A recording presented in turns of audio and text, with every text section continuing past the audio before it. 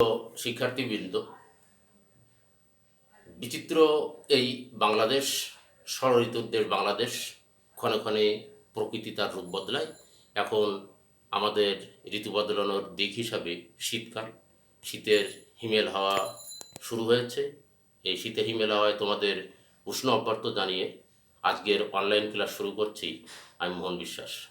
আমাদের গত ক্লাসে একটি উদ্দীপক নিয়ে আলোচনা হয়েছিল, যার সমাধানের জন্য আমি তোমাদের বলেছিলাম যে তোমরা উদ্দীপকটি নিজেরা খাতায় রেখে দাও, আমরা আগামী দিনের সমাধান করব।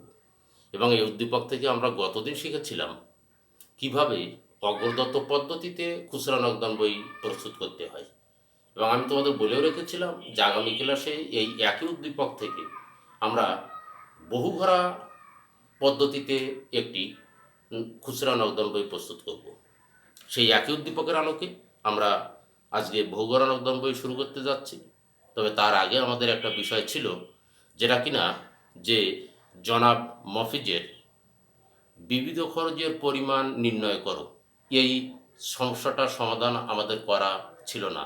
আমরা প্রথমে মিস্টার মফিজের বিবিধ খরচের পরিমাণটা জেনে নিচ্ছি। তোমরা লক্ষ্য করো,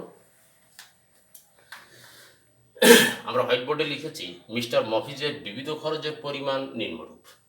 সেখানে লিখেছি বিবরণ টাকা, ছক তৈরি হয়েছে। আসবাবপত্র মেরামত ছিল 500 টাকা, ভিক্ষা প্রদান ছিল 50 টাকা। তাহলে মোট বিবিধ খরচের পরিমাণ আসছে 550 টাকা।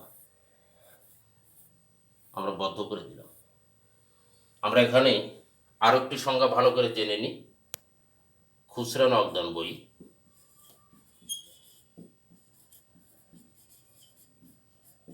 নকদান বই বিবিধ, কমা দিলাম, বিবিধ খরচ সমান সমান যে সকল খরচ আপ্যায়ন, যাতায়াত, ডাকতার,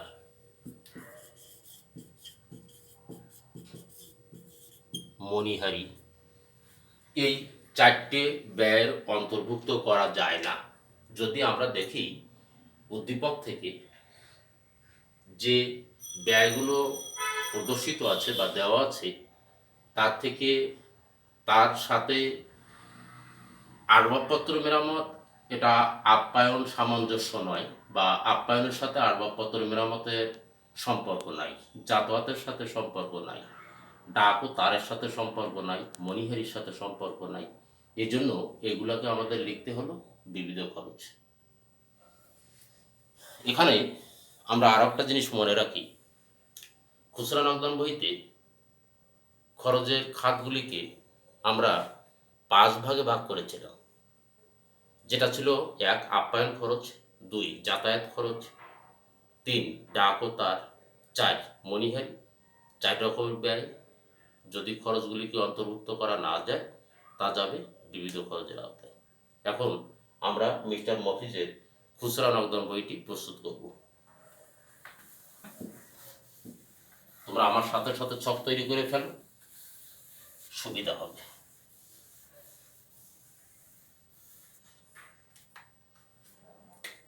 আমাদের ছকের ভিতর আমরা সব থেকে বাম পাশে নিতে চেয়েছিলাম তারিখ।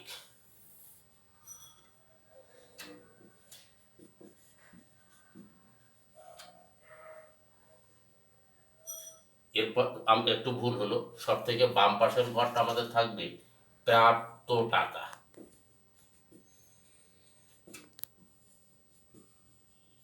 এরপরে থাকবে তারিখ, থাকবে বিবরণ, থাকবে ভাউচার, থাকবে মোট খরচ টাকা। বাকি অংশটিকে আমরা সমান 5 ভাগে ভাগ করব। 1,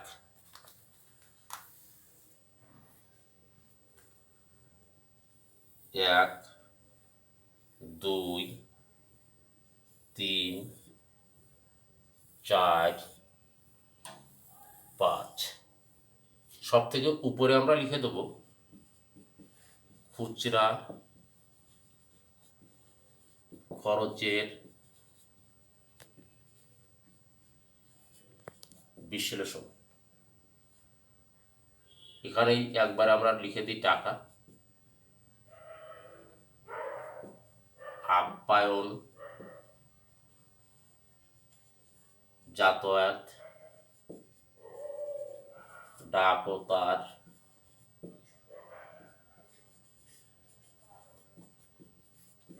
মণিহারি, বিবিধ।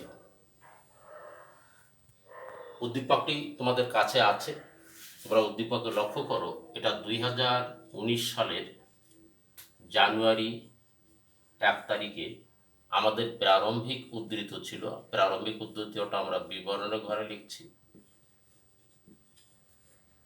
প্রারম্ভিক উদ্ধৃত ছিল 1400 টাকা। জানুয়ারি 1। এরপরে দেখো জানুয়ারি 4 ছিল টেলিফোন বিল। Telephone bill. জানুয়ারি 7 তারিখ ছিল কার্বন ক্রয়। আমরা সাথে সাথে টাকাটা লিখে যাই, তাহলে আমাদের বুঝতে বেশি সুবিধা হবে। টেলিফোন বিল ছিল 50 টাকা। কার্বন ক্রয় ছিল 10 টাকা। 9 তারিখে ছিল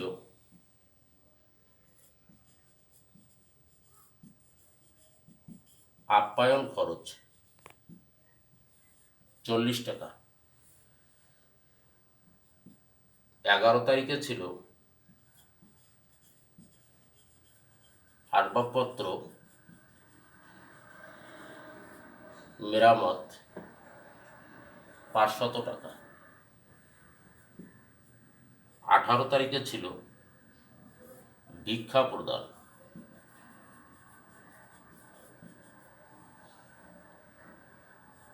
50 টাকা। 21 তারিখে ছিল রিক্সা ভাড়া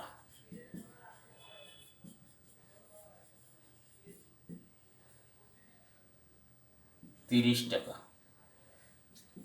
28 তারিখে ছিল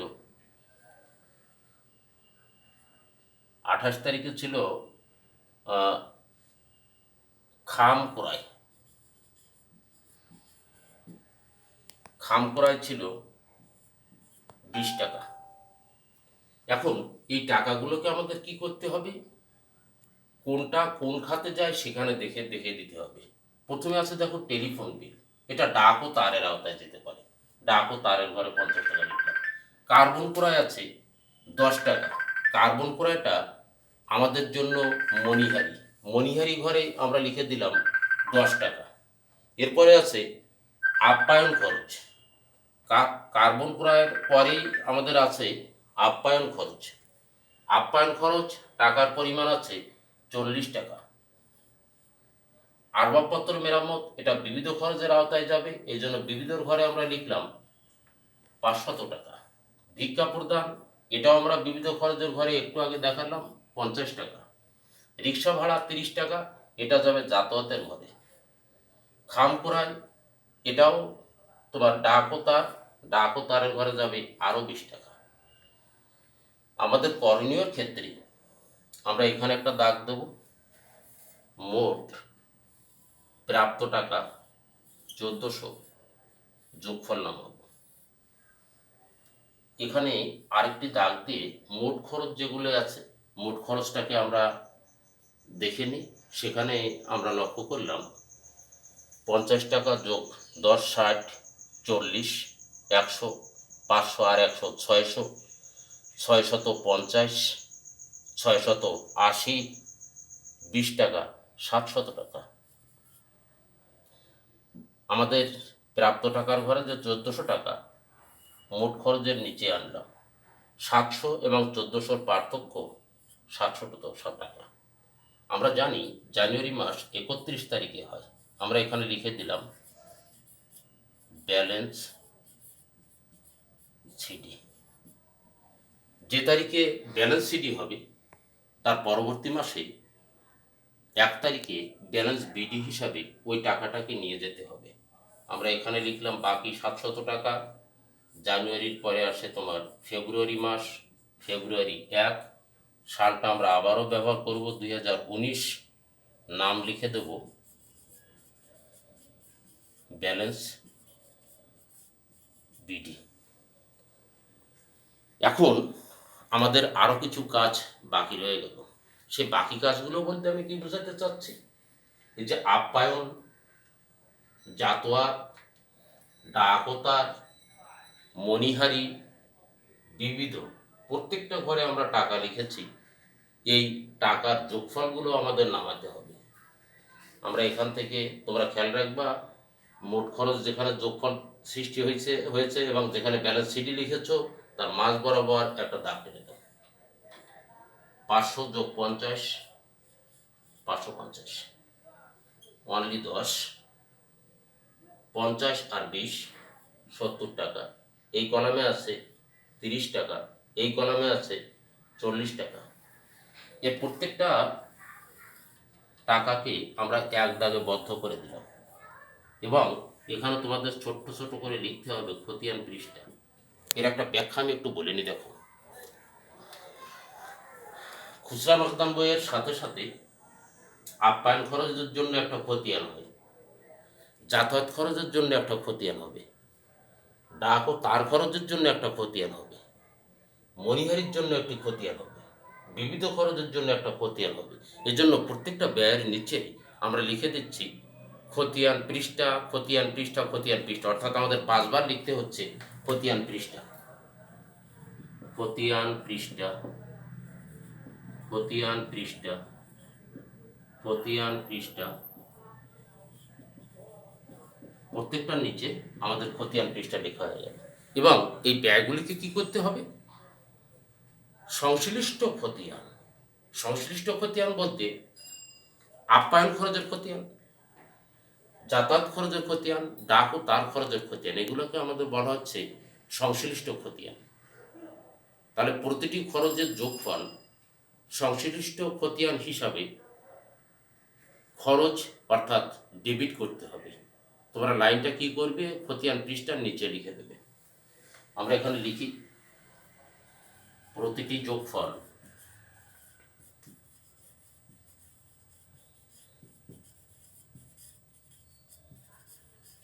সংশ্লিষ্ট খতিয়ানে ডেবিট হবে। আমাদের অঙ্কের সমাধান শেষ হলো। অঙ্কের গঠন অর্থাৎ ডেকোরেশন বলতে যেটাকে বোঝানো হয়, সেখানে কিছু কাজে ত্রুটি রয়ে গেল। স্যার কি ত্রুটি আছে? এটা আমার ভুলজনিত ত্রুটি, ইচ্ছা ত্রুটি নয়।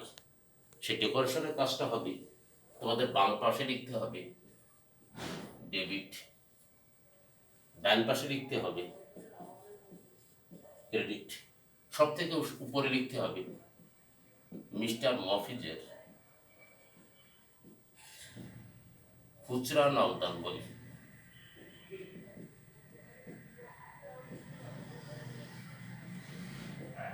ব্র্যাকেটে বহু ভরা।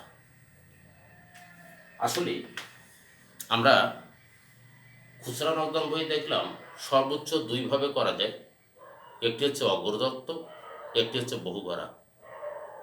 অগ্রদত্ত পদ্ধতিতে যখন আমরা করেছিলাম তখন মোট খরচের টাকা এই 700কে আমরা ব্যালেন্স বিডির উপরে নগদান হিসাব বলে লিখেছিলাম। কিন্তু যখন আমরা বহু করা পদ্ধতিতে করছি তখন আমরা 700 টাকাকে শুধুমাত্র ব্যালেন্স সিডি বলে লিখছি, নগদান হিসাব বলে 700 টাকা নিচ্ছি না। এটা হয়ে যাচ্ছে বহু ঘরা। আমি যেহেতু অঙ্কটি ধীরে ধীরে হোয়াইট বোর্ডে উপস্থাপন করার চেষ্টা করেছি, আমি ধরে নিচ্ছি তোমরা এটা সবাই তুলে নিতে সমর্থ হয়েছ। এখন আমরা যে জিনিসটা এক্সাক্ট জেনে নিতে চাচ্ছি সেটা অগ্রদত্ত পদ্ধতি এবং বহুঘরা পদ্ধতি খুচরা নগদান বহির কি ধরনের পার্থক্য সৃষ্টি করে। অর্থাৎ আমাদের পরীক্ষার হলে পরীক্ষার প্রশ্নপত্রে যখন চাইবে খুচরা নগদান বই প্রস্তুত করো, ছোট্ট করে একটু বলে দেওয়া থাকবে অগ্রদত্ত পদ্ধতিতে, ছোট্ট করে বলে দেওয়া থাকবে বহুঘরা পদ্ধতিতে। দুটো পদ্ধতি প্রস্তুত প্রণালী একই, উপস্থাপনের সামান্য ভিন্নতা। অর্থাৎ যখন আমরা মোট খরচের টাকাকে প্রাপ্ত টাকার নিচে নগদান নামে অথবা ব্যাংক হিসাব নামে উপস্থাপন করি, এটা অগ্রদত্ত পদ্ধতি। যখন মোট খরচের টাকা প্রাপ্ত টাকার নিচে দেখাই না, শুধুমাত্র ব্যালেন্স সিডিকে বিডি হিসাবে দেখাই, এটা হয় বহুঘরা। আমি তোমাদের অগ্রদত্ত এবং বহুঘরার এই পদ্ধতিটি মনে থাকার জন্য ছোট্ট একটি টিপস দিয়ে দিচ্ছি। আমি এখন পর্যন্ত হোয়াইট বোর্ড থেকে সৃজনশীল সমস্যার সমাধানটি মুছে দিচ্ছি।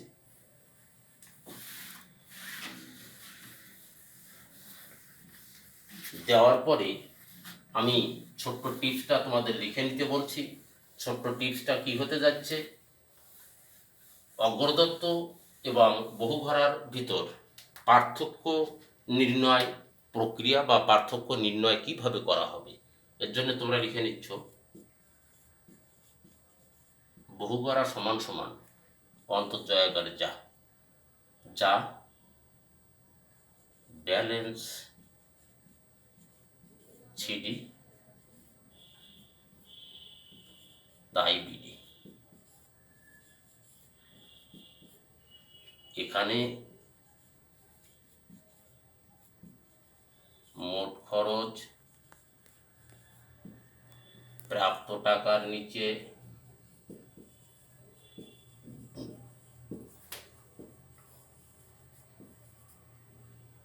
নগদান অবলিক ব্যাংক নামে দেখাতে হবে না, নাম্বার 1। নাম্বার 2, অগ্রদত্ত সমান সমান, এই সেন্টেন্সটা ঠিক থাকবে, যা ব্যালেন্স আমি লিখছি না, সংক্ষিপ্ত করে দিচ্ছি, যা সিডি তাই বিডি। মোট খরচ প্রাপ্ত টাকার